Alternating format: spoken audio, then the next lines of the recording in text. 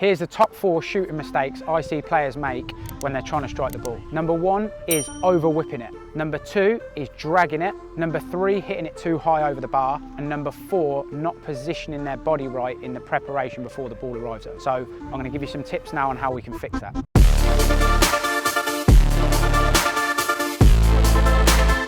Okay, so obviously initially, when you're out wide and you're thinking about cutting in and the goal's on the outside shoulder, it's more of that slap, that forehand, because you've got more of the goal to hit at.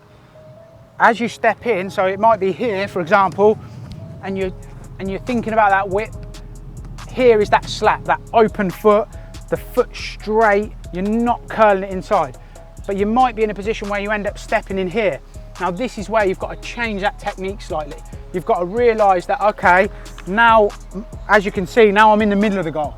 So now the goal isn't all to my right hand shoulder or my left shoulder if I was on the other side, it's in the middle. So now it is more of that curl technique, but again, we're still not thinking of setting it out wide. That's where a lot of players go wrong and end up ballooning it over there or hitting it wide.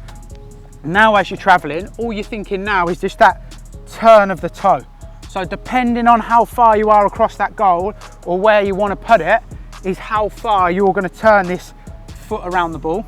So if I was stepping in and I wanted to almost guide it in that far post, I'm just going to turn the toe a little bit. So it'll be here, I'm looking for that slap shot, I'll shift it in, it's not on, I keep shifting it. Now I'm just thinking, turn the toe, and I'm going to guide it in that far post. Okay, if I wanted to reverse it across or whip it back again, I'm just going to turn even more. So you're just thinking about, if I'm in line with if the goal's on my right hand side, I'm going to keep that foot open to slap it in the far post. As I travel, I'm just thinking, okay, I just need to turn the ball, depending on where I want to put that ball. And if you can keep that focus as you're stepping in to the pitch and you know your technique, you can almost be, it's like meditation as you're stepping in, you know you're focused on that initial part of the technique, the end product will come. Whereas if you're stepping in, you're got loads going in your mind and you're not sure what technique to go for, that's when, and it's probably happened to you, that's when you end up just lashing at it, hitting legs and not having an intent of where you want to put the ball. Okay, so now we've covered that from outside the box perspective. It's even more important when this happens inside the box, because obviously inside the box we're turning sharper, we're creating sharper angles to beat players in a smaller space, so it's even more important to not over curl it. So we're going to step in the box now and show you how important it is once we're in there. Okay, so when you're inside the box, obviously you're going to have to manipulate the ball quicker, you're going to be moving at tighter angles.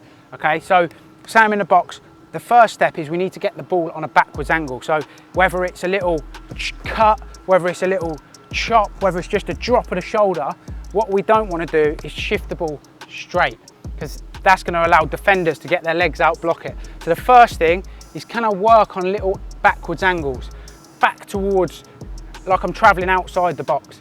Okay, so the first one is shift here. Now what again a lot of people do, as they get that backwards angle, now they're thinking about curling it and the balance goes off because we're trying to redirect the body and the body's trying to balance itself back out. If we then try and move it again in another direction by whipping it, that's when you fall off and you get that curly one into the keeper or into defender's legs. So once you've know, okay, I want to put it on that backwards angle and I've got that shift there. Now it's about, can I get my weight forward as I travel? So I'm trying to get forward. Again, I'm not whipping it. I'm trying to slap it in that front post and that far post. And what I think here is almost like a tennis forehand. I think about someone who's hitting their body positions over the ball and they're boom, open with the body, putting it down the line. You've got to think in this position, the keeper can't see it. So if you can shift it and then really slap it in that bottom corner, it's going to give you what you want. So however you wanted to do it, but it's just that shift backwards, bang, weight forward, slap that ball. Okay, so the key things to take away from these two positions is when you're outside the box, it's going to be a little bit of a softer change of direction, most probably because you've got more space to travel in, take it. The ball's going to be on a straighter line, but we're thinking about opening the foot and letting the body bring it back round, not whipping it. Once we're in the box, again, it's going to be a sharper angle. We're going to have to cut it. We're going to have to leave it behind us, almost moving outside the box to keep it away from defenders' legs, which I just want you to think about how your body is moving in these different situations. Okay, if you've quickly changed direction, then you need to get on balance, get your body in the right position by getting your weight forward and then keeping the foot open. So the key point is, has my body changed direction really quickly? Therefore, I need to compensate in my technique so it doesn't end up in the middle of the goal. Okay, if you can think about that when you're practicing, some might go wide to start with, some might go in the middle. But if you can have it in your mind and feel it and use this methodology, practice enough on those tight turns, you'll start to feel the angle you need to get and you'll start wrapping them in the corners. Okay, our second mistake that I see most common happen in our sessions is hitting it over the bar. We've all done it, it's so frustrating, you get space, you think your opportunity opens up, and for whatever reason, the technique you think you're applying isn't the technique that is the end result. So here's a few tips to stop that straight away and make sure we're hitting that target. First of all, it's so simple and we know we get taught it all the time. I think when we're growing up, people say, get your head over the ball. Now, all I want you to think about is the knee. If that knee and foot stays over the ball as you connect, there's no way it can go high. If you shift out your feet and a lot of players, what they do is they shift out their feet, and in that moment where they get a little bit emotional, they look like they're going to hit the target. For whatever reason, they start thinking, overthinking, and all of a sudden, instead of this happening, we end up that happening on connection. So all I want you to think about is, and you can do this just by getting some reps in, it doesn't matter where, against a wall, against, you know, it doesn't matter the target you're hitting it at, just focus on, can I keep this low? Now, as I shift out my feet, watch my knee, it's over. There's no way that's rising high, okay? Shift, knee. There's no way that's lifting because I'm focused on this front knee traveling low, low. If this one, watch this one, I won't try and miss, but what I'll do is not focus on the knee and see if it lifts more. So I'm gonna go here. Still a good strike. However, when I'm not focused on that body position and the knee coming over it, it just opens up the opportunity for it to lose that low position, and then you're in a risk of it obviously flying over the bar. Okay, so the third common mistake is dragging the ball. So when you get it out your feet, and there's so many different positions and situations where these drags happen. So I'm going to give you some quick tips to help stop that and make sure that we're hitting the target when we get that opportunity to score. Just tying in off the last one where we're receiving it and we're trying for it not to go over and we're thinking about the knee coming over the ball. If you've practiced that and now you can get that knee over the ball, but you're sometimes dragging the ball, this is where the next step comes in.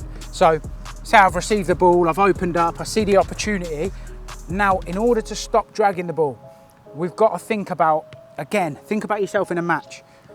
You're focused on this situation here. You're not always focused on where the keeper is, where the defenders are. You think, can I get this shot off? And if we rush or snatch at it, that's where we end up dragging the ball. So I want you, a good tip is watch the way the ball's spinning. If you can think about, say I've received it from here, bang, I've shifted out of my feet, bang, and I'm watching this ball spinning. All I'm thinking is, where on the ball do I need to hit that to take the spin out of the ball? Now, if I hit it this side, the ball's going to spin back the other way, so that's not what I want. If as I shift it there, I hit it more on this side of the ball's going to spin away. So that's not what I want. And I know it sounds simple, but if you have that focus, when that ball's running away from you and you're not thinking about scoring or hitting like where you're going to put it, if you have that focus, you get the connection. So it's touch, where do I need to strike that? Just there, bam. And then it's not going to drag, okay? My body's locked in. I'm not snatching at it. I'm watching and waiting for that spin. I'm waiting for the timing to strike through it, and then I get that straight trajectory. Another thing I want you to take into consideration here is, in order to score goals, they're not always going to be the perfect opportunity. So you might open up, shift the ball, be watching that spin, and then see defenders coming at you. Now, if you start thinking, oh no, it's going to hit him, it's going to, you know, I'm going to have to take a bit off it, and you change that thought process, you're never going to score. Now, I know sometimes there's situations where you might have to step past someone, but in order to get the shots off regularly, to hit them clean, once you commit, you commit. So if you receive it, bam, you shift it, bam, you're watching that spin, and they're coming at you, still commit to that strike. If they block it, they block it. Now, the next thing to think about, once you're locked in and you're watching that spin, is this could be far out, it could be close in. Don't think about the goal being 20 yards away, 15 yards away. Imagine it's just 2 or 3 yards away. So as you shift it, the same direction that the goal's in for you, the same way you want to hit it, you're just focused on, if I get this ball traveling the first 3 yards in the right direction, it's going to travel 20 yards in the right direction. If you miss that initial connection, it goes off the line wrong, that's where the hips go, you end up dragging it. So get yourself locked in, especially around the edge.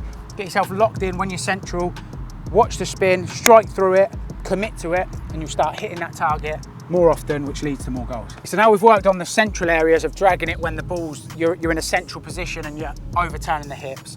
Now, the most common area that drags happen is on the outside of the box when you're trying to hit it across goal and you overcommit and drag it across the box. So we're going to work on a few different situations of how you can navigate not dragging it and hit that bottom corner when you want it. Okay, so the first one. So say we've received it in here, there's two different ways we've got to think. You're either running at pace in here or you're a bit slower in your movement. So if you're a bit slower in your movement, say you've received it and you've shifted it, a good way to stop dragging it is preparing the body early. So if I shift it in here now, what I'm thinking, obviously if I strike through this, naturally my hips are going to come across and my foot's going to turn in. So this is about the foot position. Now if you watch the best players doing this, they're almost brushing across the ball and then the inside of the foot ends up pointing away. Okay, so it's not like a straight strike where you're releasing the same position. The foot comes across, the ball releases. Now the important thing on this one is we're still hitting it on the laces. It's not on the inside. We're still same part of the foot. It's just the follow through and the approach. We're going to receive the ball. We're on this angle. We're shifting it. We're running round it and we're striking through that ball to get that straight hit across goal. On the angle, shift, running round the ball, straight hit. We're trying to, the main thing here we're talking about, remember, is we're not dragging it. So it's the foot position, it's the body position, and it's the commitment to strike.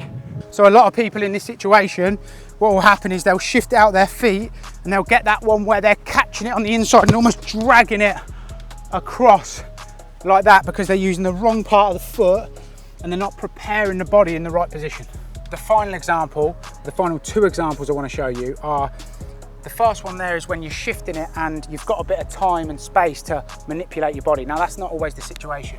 The second one is if, for example, you've shifted it and the ball's, say you're running with it and the ball's running away from the goal. This is another situation where the ball's running away from the goal and people try and snatch at that ball and end up getting around it too much and dragging it across goal. So a great, quick, simple tip here is you're in the box, you pass the defender, you can't really be touched there. It's going to be a penalty. So if you get across, just use that space to straighten the ball up. Little touch, you've got the time, you can hold the defender off. Now that ball's traveling straight and at a different trajectory, you can then bring that foot across it like we just spoke about back there and hit that strike or lace it back across goal. So you might be, again, just to give you an example, you might be shifting it, you might go one-on-one with someone, you push it on the outside, instead of dragging it there, you just have that little straight touch and then you can get across it and hit that arrow across the box. So that straight touch is very important to just understand the way the ball's moving to get the best connection. Moving on to the second one, if we've just run past someone and we're at pace now, so you've pushed it, now you're moving quick. Finishing's so different whether you're moving slow or you're moving fast, it's different techniques. You'll see a lot of times super fast players, if they're a good finisher, they're the best in the world. Some super fast players are known as not the best finishers because it's harder to decelerate, to change direction if you're moving so fast. If you're running quickly, you have to understand, okay, I'm traveling at pace. My body, again, is probably gonna try and find balance as I go onto that one leg to hit it, so I can take a little bit off it. So instead of really committing, you're watching that spin of the ball again. Okay, so you're running fast, bang, in here, you're traveling at pace, watching the spin through the ball. We're trying to hit through the back of it, that's the key, okay? So if we take it to the end position of it, again, what we want to think about is not get too emotional. We're pushing it, we're running fast, I'll pretend to run fast. We're running fast. If I'm watching the spin of this ball, all I'm thinking is if I get my foot round the back of it in the right position, I've not even looked up, I know that's going in the right place. Bang. If I'm sort of just worried about hitting the goal and my head comes up and then I'm decelerating and then I've got loads to think about, that's when you can end up losing balance. If you keep running fast, locked on the ball, watch the part of the ball you want to hit with it, bang, I'm watching where I want to hit, bang. I'm gonna slap it in that far corner. Okay, so the fourth and final big mistake that I see people doing when striking the ball is getting the wrong body position. Now, if you set your body position up wrong, it makes the finish so much harder. And there's a few different areas, the most common, when the body position counts the most. Okay, so we'll go through both. The first one here is when the ball's getting played out to you and you've got the opportunity to strike it. So if you're receiving the ball here, it's so common, if you're right-footed or left-footed on the other side, that as the ball comes in, you sort of wait for it to come across you. Now again, this leads into our last point in terms of dragging the ball. If the trajectory of the ball's coming across me and I know that the far post is my best opportunity, so easy to drag that. And it's because you sort of wait for it to come on your strong foot. Now, all you need to think about is where's the keeper going to be? As that ball moves across, the goal's going to get smaller and smaller. The keeper's going to travel across the goal as well. So if we can be strict and prepare our body early as that ball comes in, now I can get my body round it, I can get on that far post and I can just pass it into that far post. And I can also go and get my knee repaired while I do it. Oh no. Yeah, I forgot about that. So the key here is prepare early. Know the best option. Don't close all your space down. Again, if the ball comes in, what a lot of players do is they wait, they think the chance is coming. As soon as they do this, now most of the defenders are across.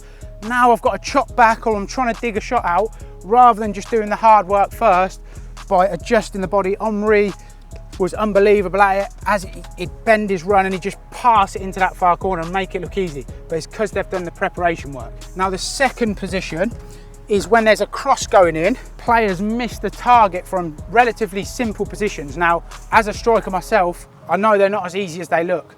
However, you should be scoring them. Now, what happens here is when the ball comes in, a lot of players, they don't, again, prepare their body early enough and they don't make the decision whether they're going to take it on their front foot, their back foot. They just sort of wait till the last minute and they either get lucky and score it or they get caught in the middle, which sometimes ends up in lifting it or dragging it and a big chance is missed. So a good strategy to think about when it's coming in is if you're going to go on the front foot, if the ball's coming sort of onto your front foot, think about hitting it in that front post. Okay, so if it's coming in here, you can get your body locked behind the ball, front foot, bang, front post. Okay, now obviously there's times where the ball's in the perfect angle, you can see the goal, it's good timing and you can sweep it in the back post. That's a good finish. But I'm talking when it's getting flashed across and you need to just, all you're thinking about is a good contact. The second one, obviously, if we're thinking front foot, front post, if it gets flashed across, if you think it's coming onto your back foot, you're thinking back foot at the back post. Because now I've got all that goal to miss at. If I try and sort of take it on the front foot when the ball's at the back post, again, you can score it. We're just thinking of the best strategies. But sometimes I can get caught in that position where now I'm lifting it.